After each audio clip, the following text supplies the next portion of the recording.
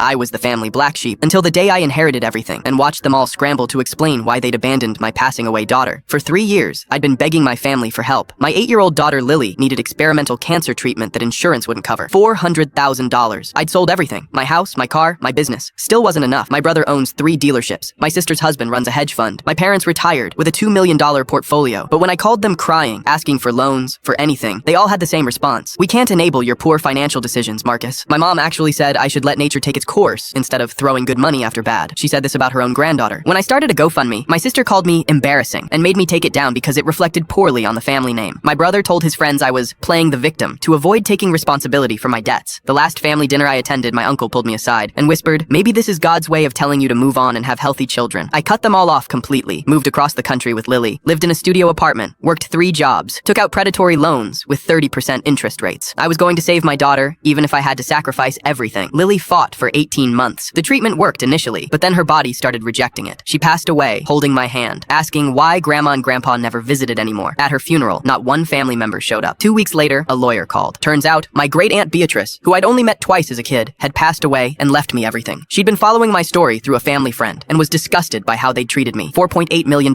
plus properties in 3 states. The inheritance made local news because of the amount. Within 24 hours, my phone was exploding. My mom, "Sweetheart, I've been thinking about Lily every day. We should plan a memorial service together." My sister, "I found some of Lily's artwork in storage. Thought you might want it back. Also, David has some investment opportunities." My brother, "Bro, I feel terrible about everything. Let me make it up to you. I'm opening a new dealership and could use a partner." But here's what they didn't know. Great-aunt Beatrice had included a letter with very specific instructions. She'd left an additional $2 million to be distributed among my family members, but only if they could provide documented proof they'd helped with Lily's medical expenses, bank records, receipts, anything. The lawyer scheduled a family meeting to distribute these funds. They all showed up, dressed up, ready to cash in. One by one, he asked them to provide their documentation of financial support during Lily's illness. The silence was deafening. My mom started crying, claiming she'd sent cash that couldn't be tracked. My brother insisted he'd offered emotional support, which was more valuable than money. My sister demanded to speak to a different lawyer because this one was clearly biased. The lawyer read the final clause aloud. If no family member can prove they helped Marcus during his daughter's medical crisis, the additional $2 million